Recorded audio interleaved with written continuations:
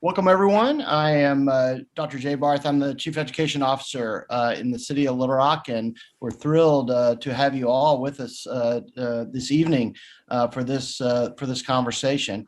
And we're also thrilled that Little Rock has signed on as the first municipal champion for our common purpose. And we, of course, only can make that happen because of the partnership of a variety of groups, but especially the Central Arkansas Library System, which has partnered and put on this series of conversations about our common purpose. And 2 weeks ago, if you were with us, we heard an overview of the project, how the report came to be, and what some of the key recommendations are. Tonight, we're going to go a little bit deeper. As we will in 2 weeks from now. And tonight's program will explore the connection between civic health and a resilient American democracy.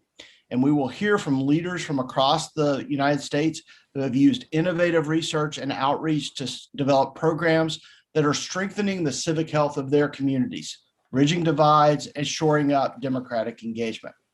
And we're really looking forward to learning how their experiences and ideas will inspire all of us here in Little Rock to rethink and fortify our own civic health. And that's where this conversation will ultimately go in the weeks and months ahead. To lead our discussion tonight, we are joined by Sterling Spearn. Sterling was a member of the Bipartisan Commission on the Practice of Democratic Citizenship, the group that produced the Our Common Purpose report. And Sterling is a senior fellow with the Bridge Alliance and former CEO of the National Conference on Citizenship, the organization responsible for creating the Civic Health Index. And previously, Sterling served as the president and CEO of the W.K. Kellogg Foundation and of what is now the Silicon Valley Community Foundation. Sterling has long worked to promote civic and community engagement, as well as service and volunteering. And there is no one better to help us here in Little Rock think through how we can put the lessons and strategies of our common purpose to work here in Little Rock. Along the way tonight, you're going to be inspired to ask questions, and we are certainly going to have plenty of time at the end for those questions. We ask you to please put those questions in the Q&A box down at the bottom of the panel, not in chat, but instead in the Q&A. But now, let's get started, and welcome to Little Rock, at least virtually. Sterling, to take it away. Oh, thank you, Jay, and good evening. It's delightful to be with you all in Little Rock. We're coming to you from Washington, D.C., Boston, Columbus, Nashville, and Phoenix. It's very exciting to hear that Little Rock is the first municipal champion of our common purpose. As those of you who attended the last event know, the Commission on the Practice of Democratic Citizenship was the name of our commission, started in the spring of 2018. And we set out to really look for what were some of the barriers to civic participation and what were some of the recommendations we might make to foster more civic participation and look to see our political institutions be more responsive and work better. It was an amazing experience. I was honored to be one of the 35 members of the commission. It was a truly amazing, remarkable group of people. I'd never sat in a room with that amount of diversity, people from business, politics, the academy, civic activists. I didn't really know where we were going to go with the commission, but the one promise, the co-chairs of the commission, you met several of them last time, the one promise they made to us, they said, we are not doing this to write a report and have it sit on a shelf. And thanks to Little Rock, you are actually demonstrating that we wrote this report with its 31 recommendations and 6 strategies as kind of a playbook and a catalog of all the remarkable things we think can happen and actually are happening today. Today, one of the thing about the report is the authors, as we came to the final draft, it was this very exciting interplay between 3 dynamics: the dynamics of political institutions, the dynamics of civic culture, and the dynamics of civil society. and how civil society would actually connect our civic culture to our political institutions. And so the recommendations span this. And I think tonight, in talking about civic health, I think we kind of go right to the civic culture part of the recommendations, although all of the recommendations and all the things we may talk about always are connecting and doubling back. What is civic health? I do wish we could all go to the democracy gym and work out every day and build our civic capacity and our civic muscles. And I think some of the indices of civic health do look for those things. We know that those communities that have strong civic health have higher employment rates, stronger schools, better physical health, and more responsive political institutions. But how does one develop and improve civic health? I was fortunate to be at the National Conference on Citizenship starting in 2018 as the CEO, and the Civic Health Index was created actually by the Edward M. Kennedy Serve America Act that was developed under President Bush, George W. Bush, and then signed into law under President Obama.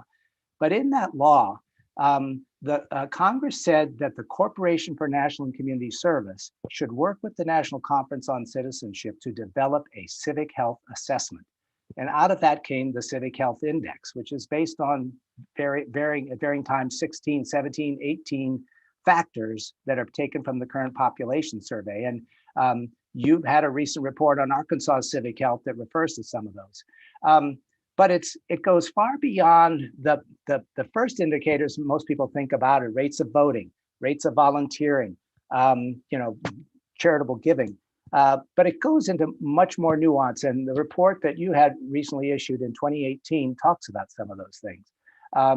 So we're here tonight to sort of share what we know about civic health, and we've got some great panelists. I'm going to start with Christie Tate. Christie is the Director of Civic Health Initiatives at the Center for the Future of Arizona. Christie is really an expert on civic health because she used to work at the National Conference on Citizenship, leading the Civic Health Index work. So she got to work with states and large cities in developing their Civic Health Index reports and analysis, and then developing the recommendations that come out of that. Well, Christie was smart, and it's a trend among all our panelists. She got out of DC and went to a state where the action really is. And so, Christie, if you'll start us off, tell us a little bit about the history of the Center for the Future of Arizona, how it got started, and I'm going to come back and ask you for more current affairs later. Okay, that sounds great. Thank you so much, Sterling. And yes, as you just shared, this is a personal passion of mine, a professional passion of mine. So I'm really excited to be a part of the discussion tonight and to learn more about the work that's happening in Little Rock and among our fellow panelists here. But so I'm Christie, the Director of Civic Health Initiatives for the Center for the Future of Arizona. And just to give you a little bit of context on our work, we're based here in Phoenix, Arizona, but we really have this statewide mission of building a brighter, stronger future for our state.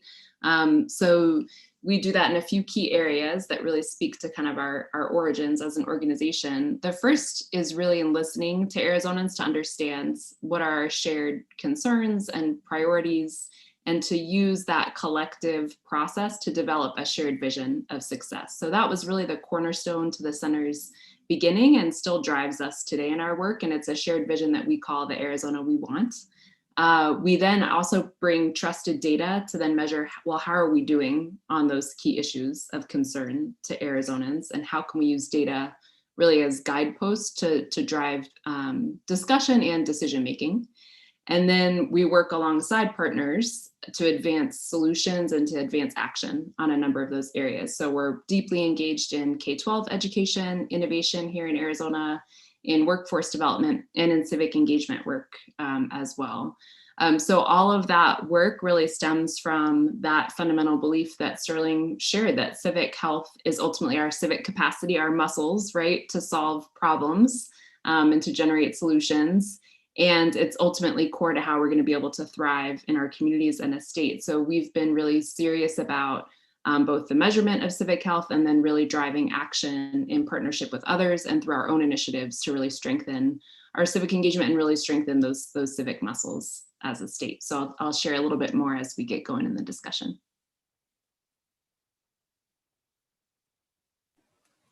Thank you, Christie. Well, can you tell us when was the center first established? Yeah, absolutely. So we were actually founded by Dr. Laddie Core. He was the former president of Arizona State University. And when he stepped out of that role, he founded the center about 18 years ago. And to really have this statewide vision of developing an agenda that reflected the priorities and voices of Arizonans. So Laddie is still our board chair, also very involved with the National Conference on Citizenship. And that vision has really guided us in our work ever since. Something that Laddie coined in founding the center that I've always loved was thinking of us as a do tank. So really having that focus on policy and research and practice together, and how we can bridge work in communities and alongside communities with that kind of systems change that we know is needed to really realize that Arizona We Want vision. Great. Thank you, Christie. I'm going to move on to Dawn Sluckabeer. Dawn is Advocacy and Government Relations Director of Think Tennessee. Think Tennessee, I think, is a little younger than the Center for the Future of Arizona, but Dawn used to work in Washington, D.C. for the National League of Cities, and like Christie, decided to get out of Dodge and get to where the action is. In her case, the state of Tennessee. She's relatively new to Tennessee, and it's exciting to think. So Dawn, tell us, how was Think Tennessee started, and what was the reason it was created? Yeah, absolutely. And thanks so much for having me during this panel, Katie, Christie, sorry, after hearing your remarks. I think we definitely need to connect afterwards because there's lots of similarities in our origins and visions. So it's really great to hear. So Think Tennessee, we are a nonpartisan, nonprofit research and advocacy think tank, as Sterling mentioned, based in Nashville and working sort of in the whole state.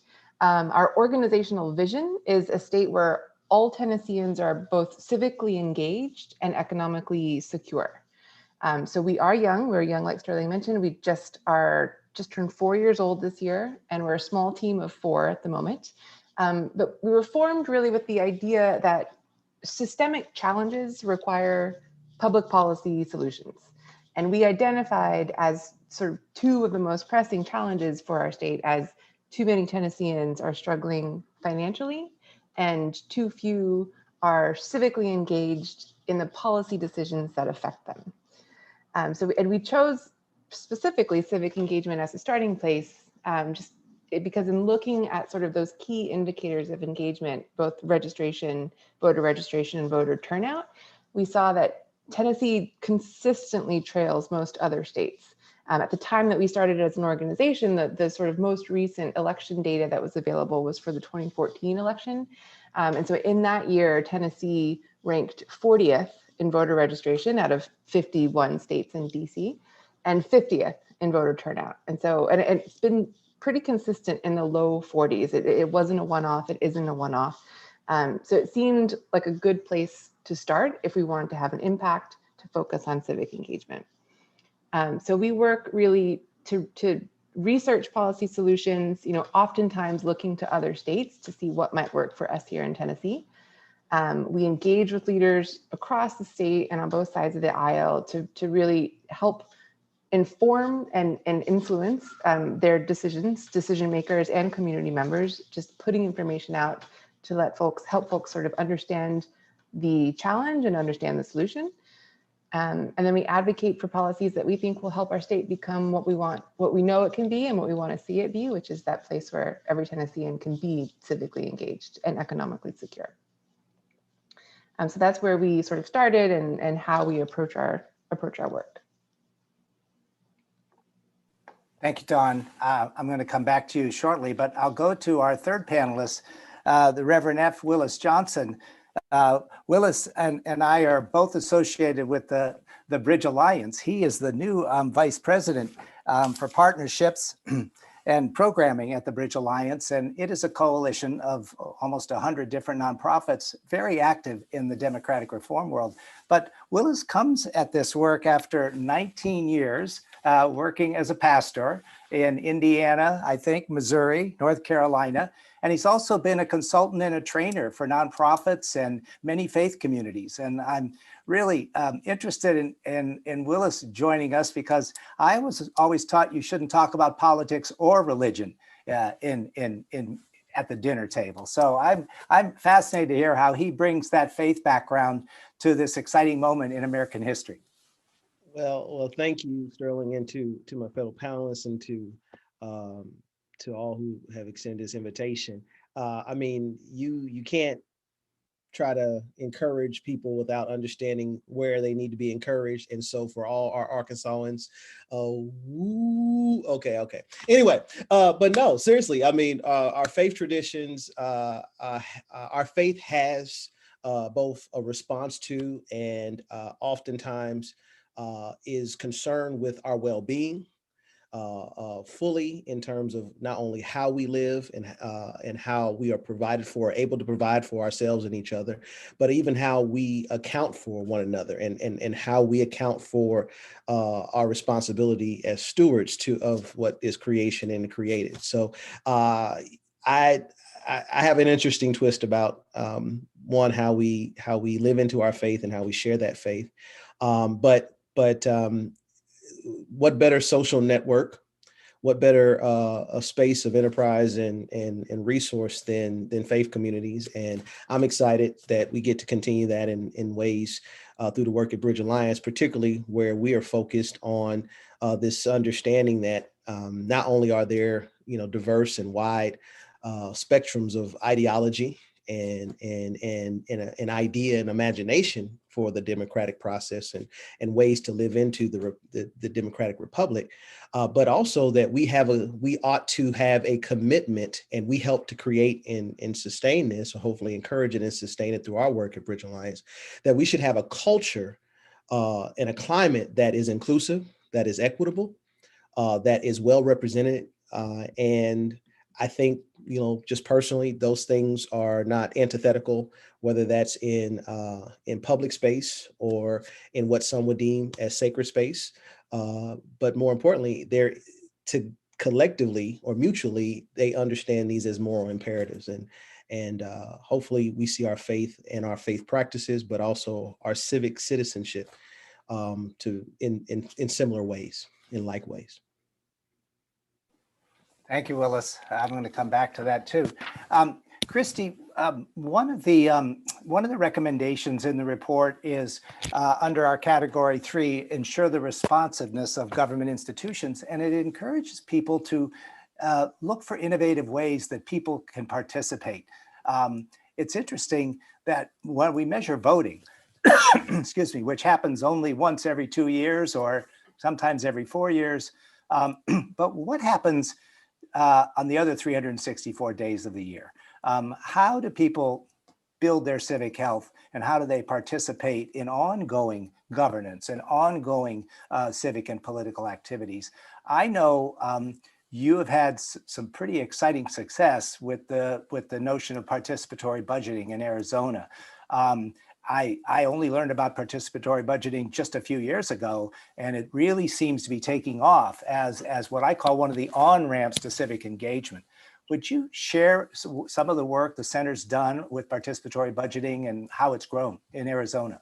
Absolutely. Yeah, thank you so much. And it is a great example of a really promising tool that emerged from the data itself in the Civic Health Index, because I think part of what we've come to understand through that data for Arizona is not only looking at who's voting, who's registered, but if they aren't, why aren't they? And that's one of the indicators that we've been able to unpack a little bit. And one of the key drivers nationally and in Arizona has been believing that your vote doesn't matter. So we saw in 2016, about 20% of our non-voters in Arizona said, I didn't participate because I didn't think my vote would count or would make a difference. So that for us really pointed to, well, what are the strategies that we can get involved with in partnership with others that really build that sense of agency and belief in the power of your own voice earlier, so with young people, but also to do it alongside systems that are designed to be more responsive and to really kind of instill that sense of trust and confidence. So participatory budgeting has just been a really powerful tool kind of exactly in that space for us. It's a global model that's used in a lot of different contexts where basically community members get to decide how public dollars will be spent. So it can be applied in a lot of different settings for a lot of different funding streams. In Arizona, really since about 2016, we've partnered with school districts starting in Phoenix to bring that to a school setting where middle high school students get to decide how they're going to spend a portion of their district budget. So it's been this amazing tool. We call it learning democracy by doing, because the students go through a process where they have to collect ideas from their peers for how to use these funds. They have to deliberate what are the pros and cons of these ideas, what's going to have the most impact, develop proposals with the budget and the feasibility parameters, and then ultimately the full campus gets to vote. And what's really exciting for me about that part of the process is we've worked with our local elections officials and voter engagement groups. So when those students vote, they have a real polling place essentially that day. So they set up with the actual kind of polling equipment. We've used real ballots, so they really get exposed to that process. And then if they're eligible and they're interested, they can register to vote for the next election. So really creating that through line of you've experienced using your voice in your own community, you've been a part of solving these problems, you've worked together, and here's what it looks like to continue that on beyond school and what the next step is for you.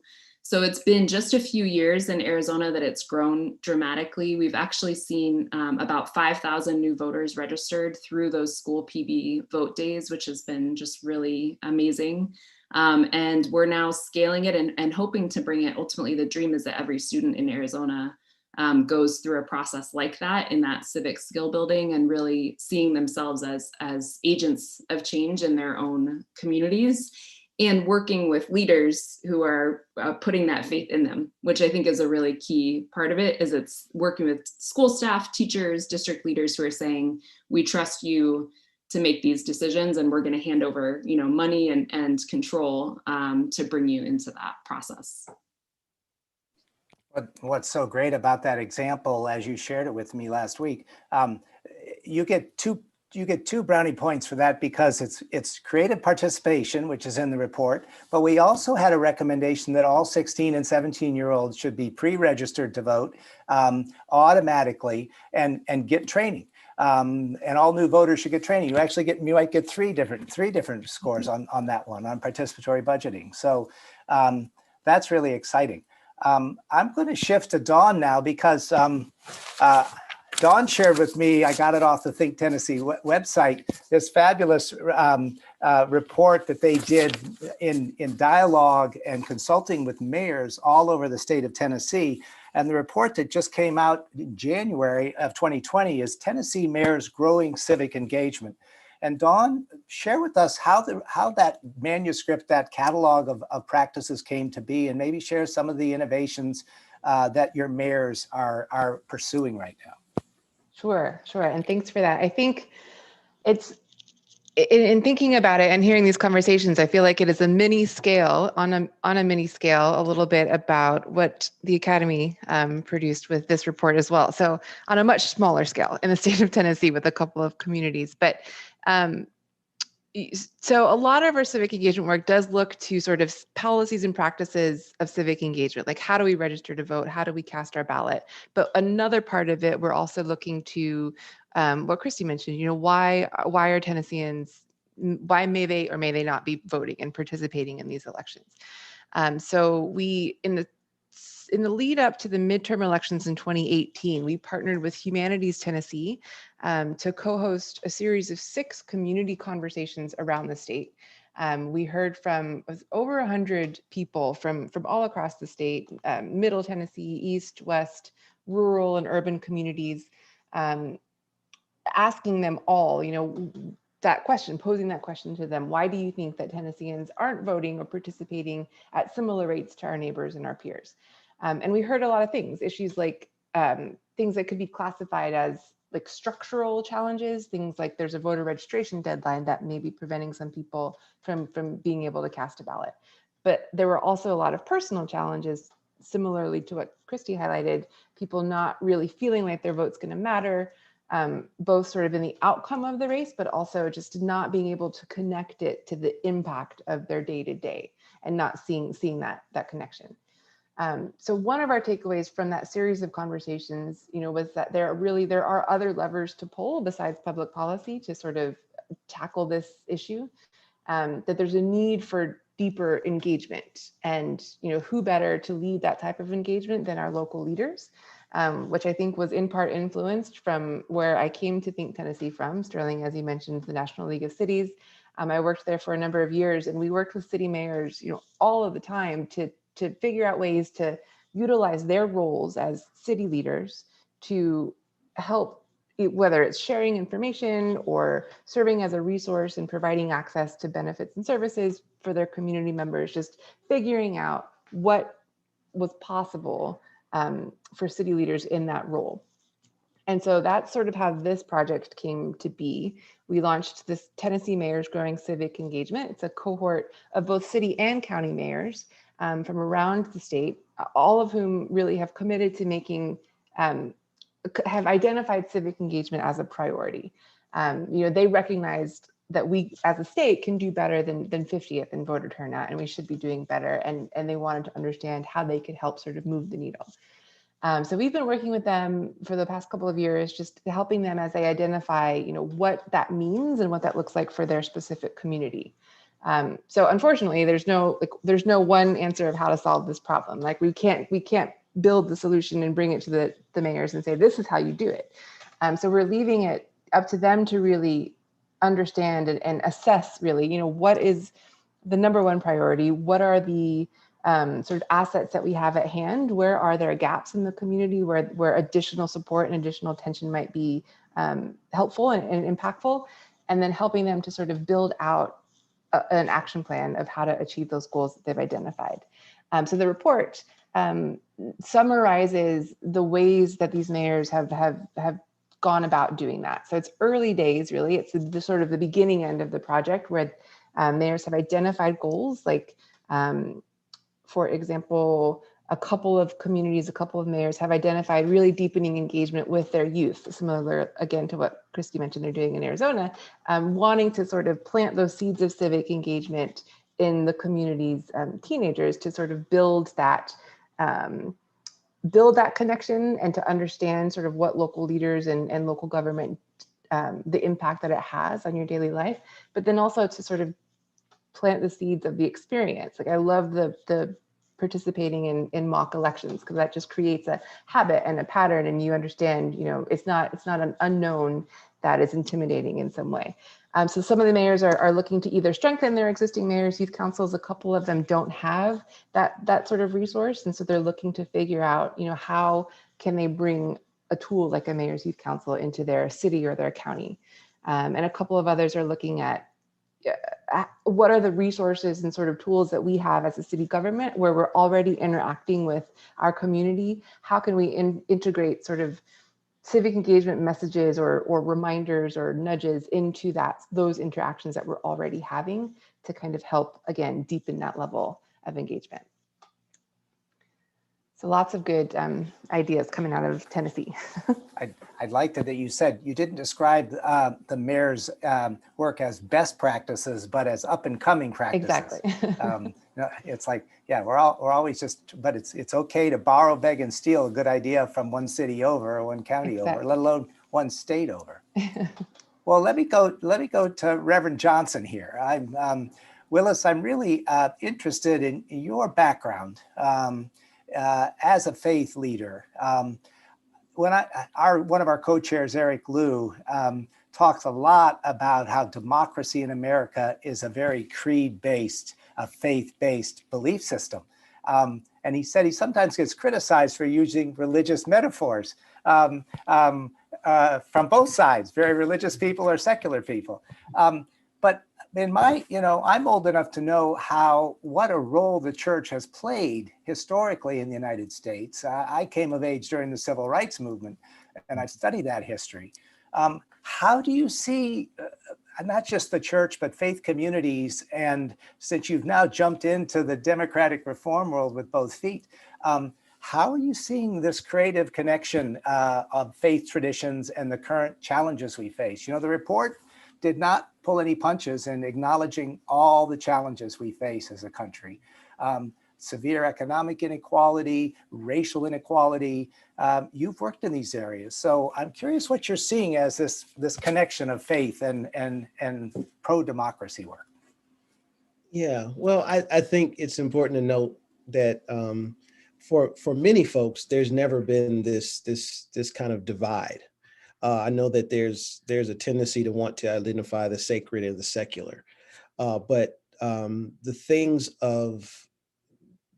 of our public sphere impact us in such a way that it also draws upon us or presses upon us personally and inwardly, and as well as how we respond in the public space, how we respond in the communal responsibility and activity ought to be, at least in my opinion, or often is, anchored or influenced and shaped and curated by things like our faith or our value system. I think we have to be honest with ourselves again. Social network, and if we're going to cultivate or look to social networks as being integral in what it means to help to strengthen or further civic health or civic engagement, then we need to look at the fact that what are those places? And historically, for many, as the church, I mean, obviously we're referencing a location that would commonly be referred to being located in the Bible Belt. And I know a little bit about Arkansas and some other experiences in work. But I guess my point is that I think we do ourselves a disservice if we don't acknowledge various forms of community institutions, anchoring institutions in communities like faith communities, in their usefulness. Now, let's be honest. While social networks, institutions like faith and churches have usefulness, there also is a challenge with in what ways they have influence. And it's no doubt that we have some of the polarization or the proliferation of polarization that is now being magnified through mediums and and spaces that are typically of faith. We have division even within some of our practices and traditions that are, or I should say like this, to your point about Eric, I'm one of those guys from time to time that teases Eric. I say, you're running me out of business. But the point of it is that the tenets or the precepts, this idea that we have a common speak or a lingua franca, that is the analog. That's an analog dimension of what is faith. The fact that we believe in the assembling or the gathering of the ecclesia. Okay, that's not really a religious term. That is a borrowed term from the culture of the day where we gathered the civic leaders. And so really it's a delicate dance that we have to manage, but we do have to be careful to figure out how we best employ the resources, the assets, the strength that are historical in nature, but also put them in context. Social and civic engagement, for me, and particularly my faith tradition and my tradition as a cultural tradition, the church, to your point around civil rights and others, for people of color, for disadvantaged, for vulnerable to victimized people, circles and communities of faith operate beyond just simply spaces that celebrate and amplify their deity or their theological accoutrements and articulations. They become the very wellspring and the launching pad, and they become the stakeholder. They come the place of asset, of resource, of repository. And so for anyone who has a problem with these things, then you need to maybe remember where you go and vote on most occasions. When you need to look at where most of your, there's not a person in Congress, there's very few people in Congress in their profiles that don't make a distinction, whether fully practicing or not, of affiliation and alignment without some spiritual defining in most cases. The very things that we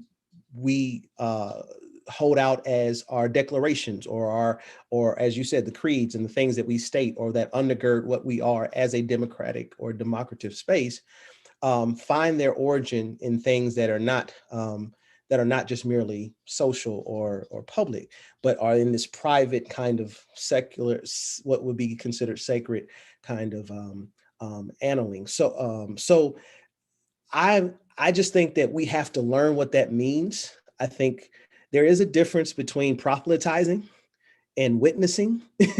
There is a difference between the religion and then the enterprise, the communal or social enterprise of what it means to have stakeholders, constituents, people who are bound together or who have affinity and affection and aptitude and attitude towards particular things. That's the same in church as it is in a republic.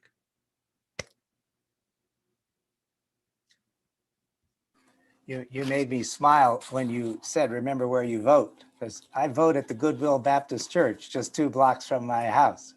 Well, so I'm wondering with our audience in Little Rock tonight, I wonder, as they step up boldly to champion this report, it's a big report, a lot of ideas, across the board, lots of political institutional reform, transforming civic education, all kinds of things.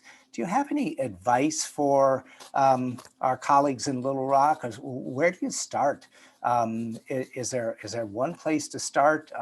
I guess it helps to have an institution like Think Tennessee or Center for the Future of Arizona, where you've actually got people that are working full time on this sort of thing. But do you need a formal institution? I mean, you all have been in this field for a while. What advice do you have for our good friends in Little Rock? I'm happy to take a first stab at it. I think, this may sound silly and or sort of escape the answer, but I mean this sincerely. I think the way that we encourage our mayors to start on this on their work in this space is to really do an assessment, a community needs assessment, to identify honestly where sort of the low-hanging fruit is, right? Like where is there something that is either a very urgent need that makes sense to sort of start and tackle, or where are there strengths in partners and community players? You mentioned organizations and institutions, but if there are strong faith-based groups who are interested in an issue or a space that can also has widespread support by other groups, then there's a that's also a good place to start. And so all of which is to say, I think really sort of taking a step back and looking at the playing field and understanding sort of where there are opportunities is the absolute first step. But I think in doing that, it is understanding and identifying, what are those shared common, I don't want to say challenges, but opportunities where there will be a lot of support to sort of come together and find a solution, if that makes sense. So I hope that's not a cop-out, but that is where I would suggest beginning.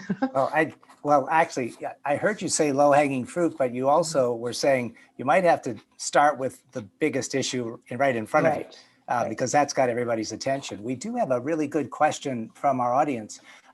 What are some of the things communities can do to fight the polarization coming out of Washington, D.C., and making it difficult for even neighbors to find common ground?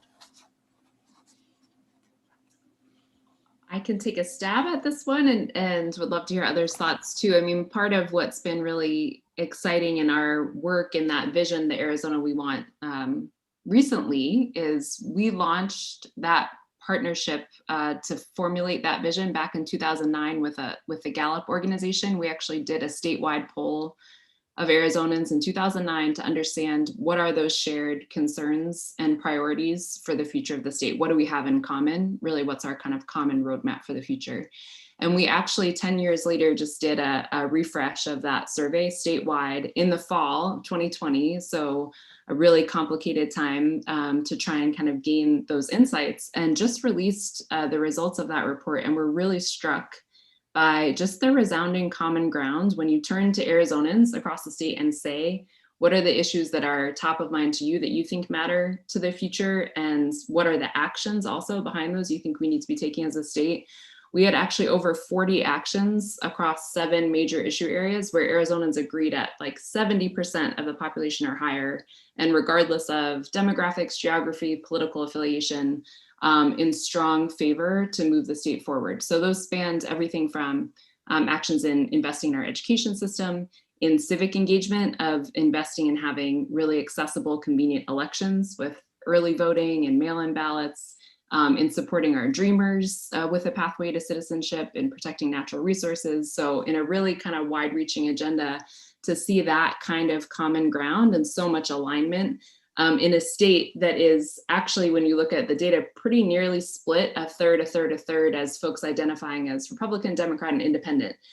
So to see that emerge as a storyline here has been really powerful for us. And we're hoping to really use that to reflect back to ourselves, kind of as a mirror to say, then how do we use that to start at the neighborhood level and the community level to have those discussions, to say, well, if this is where we agree and we can get to work on those areas of agreement, let's start to do that neighbor by neighbor and kind of see ourselves in one another in that common vision.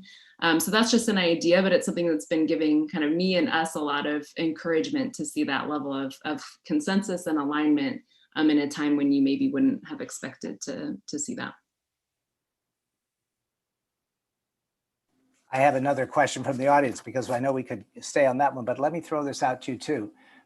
How do we make sure that institutions are truly accessible for all, even when historically that has not been the case, particularly for low income and minority communities? I guess I'll do that one. No, seriously. I was looking at that, and I think it lends to Sister Tate as well. I mean, I think we are confusing sometimes the fact that when we just ask, as was mentioned previously, when we just ask a question, sometimes in anonymity, or that is just generic to say, hey, do you want to be healthy? Do you think others should be healthy? Would you like to see education improved? Okay. And whatever other kind of questions, those oftentimes are very easily yes or no, affirmative or negative in the response. The layering or the adding of variables like, okay, would you want that for yourself versus would you want that for someone or somewhere else? That still will probably find itself in affirmative, or at least, agreed upon and acceptable.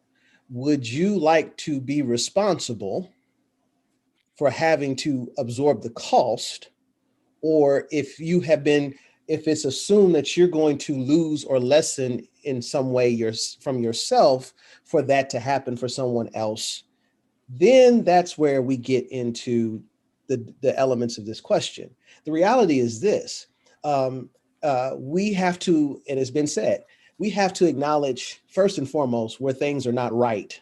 And in my experience and in my vernacular, not only right, but righteous. Now, we're having a hard time right now trying to figure out, and have been for a long time, what is actually right and what is even righteous.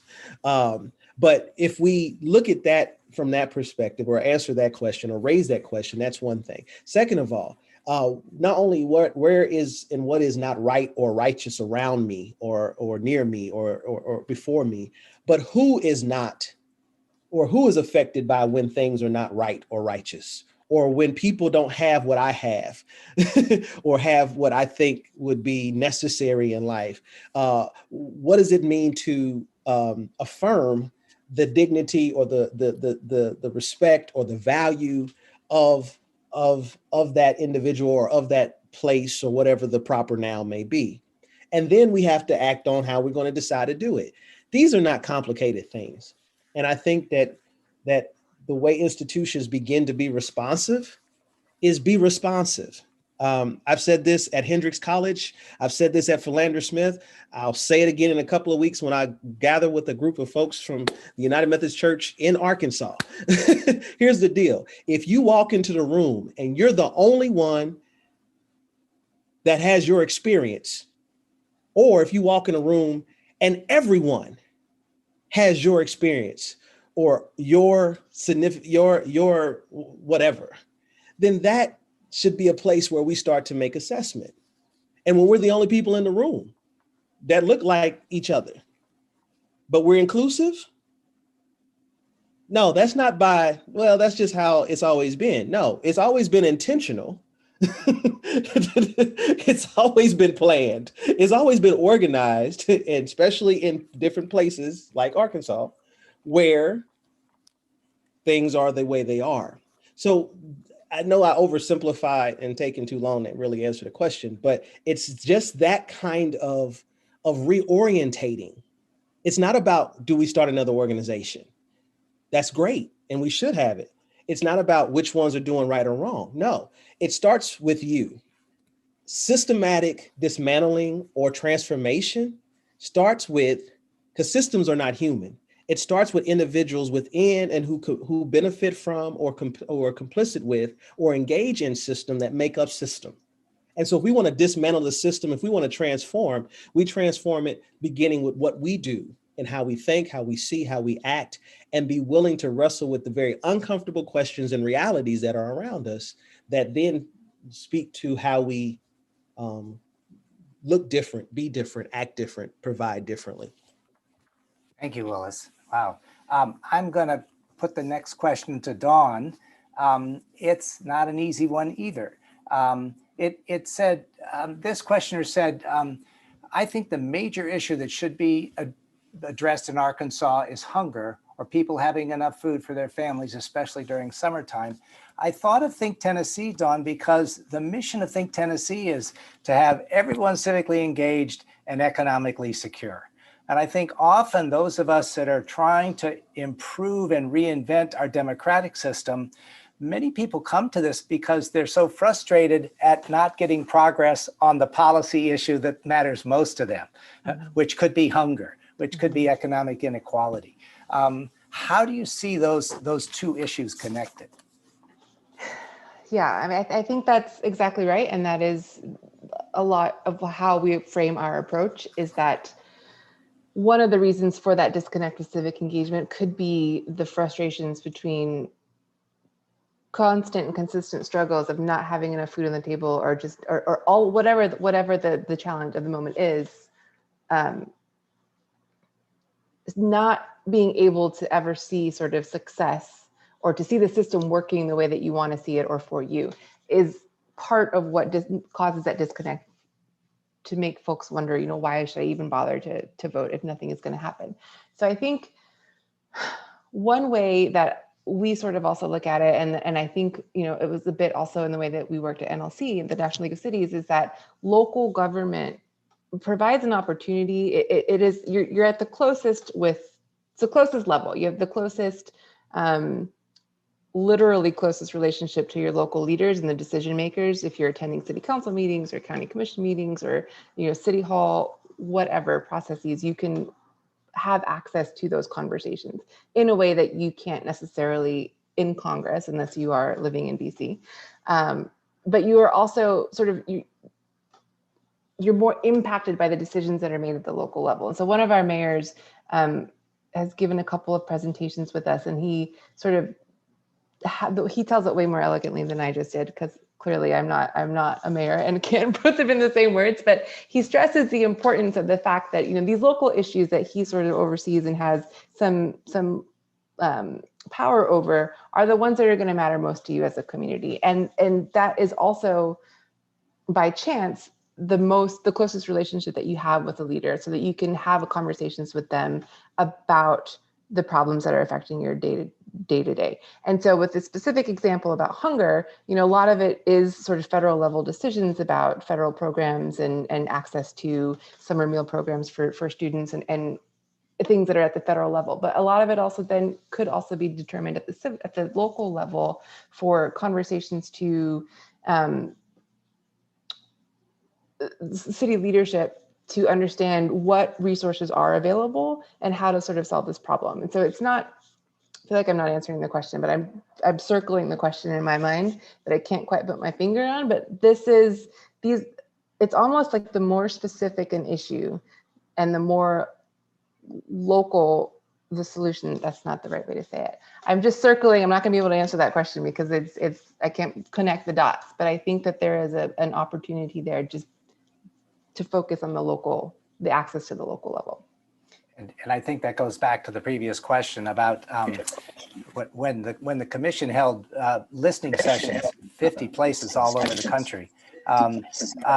Everybody could relate to their local place where their civic identity is really fostered and forged. I know we're going to run out of time, so I'm going to put out 3 questions from the audience because they're all very solid, provocative, and maybe you can choose which one you might want to take up. One question was, what have we learned about the importance of civic health and engagement during the pandemic? Secondly, how can we get the business community and non-political institutions involved in the work of civic health? And then finally, have any of the panelists had experience in AmeriCorps or in some other service experience? And do you think the promotion inclusion of service impacts and promotes and elevates political engagement? So we have pandemic, business leadership, and service. I'll take service for 500. Thank you. And Willis, you know, the report advocates for universal national service. Yeah. We should all do that. Yeah. No, I sincerely believe that. As I shared in another sidebar, I had opportunity for about three and a half years to be an executive of an initiative that employed about 6 AmeriCorps interns across that time. And then we had another dozen or so summer associates, which is another layer to that program, and then and the alike. And so I can say that it was very useful in providing diverse and inclusive kinds of human resource to a community at the time. This time I was running this in Ferguson, Missouri, circa 2015 through 2018. And so this was an opportunity to really bring human resource and capital to a place that was struggling with such, and to have that kind of wealth of genius and energy and the alike. It's a tremendous program. I recommend it highly. Now, what I will say is this: our work was not directly around political engagement. AmeriCorps focuses on issues around poverty and communal uplift. And so what our emphasis was on was utilizing the genius and creativity of young people and individuals in that program working for us to educate persons around the significance, the importance of what it meant to be engaged fully in their community and in the institutions of their community. And from that, I think what it does do in those who are serving, they are better informed, they have a deepening of experience, as well as they bring a diversity of experience. But I think from the result of that, I have seen that young people or individuals from that program have made strides to see themselves as agents of responsible change and action. And that in turn, seeing results or seeing people caring and investing in their community, in communities, also enlivens folks, as I think has been said by the other panelists.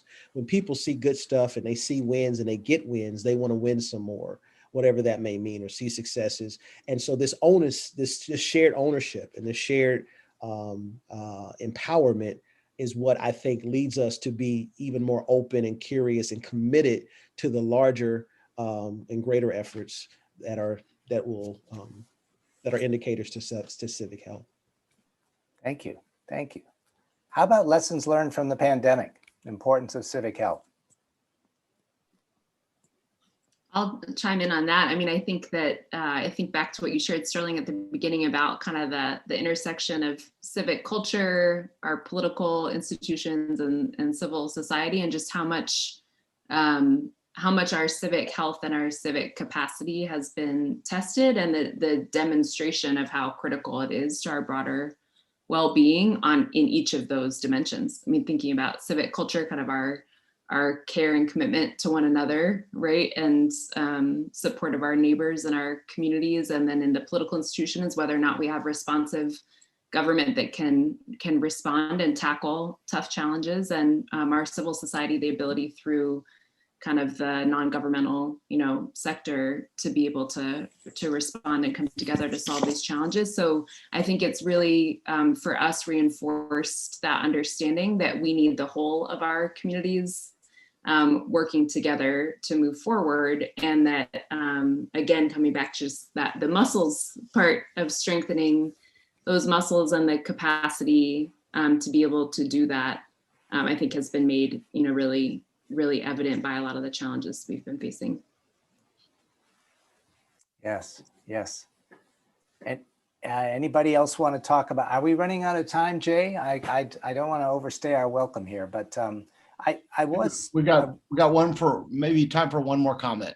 Okay, well, I was struck with that question about the pandemic, about how it accentuated both our need for good government and responsive government in a time of crisis, but that mutual aid and self-help networks that never existed before. I know in my neighborhood, in my building, in my community, all kinds of connections that never existed before has sprung up because everybody felt they were in the same situation. Another maybe notion of our common purpose. We have to survive the pandemic, and we're sort of stuck. We're locked down. The only people that can help us are the people next door, or the people across the porch, or on down the street. I think it sort of showed that we have an incredible potential for connectedness. And that's what we heard from our listening sessions all over the country, people hungry for that. So I think the pandemic actually gave them an opportunity to show their ability for mutual aid, even at a time when maybe everybody felt like we're in this together. I want to thank the panelists, Jay. I really appreciate your hosting us tonight. And Dawn, Willis, Christie, I wish we had more time, and I really appreciated the questions coming from our friends in Little Rock. I'll turn it back to you, Jay.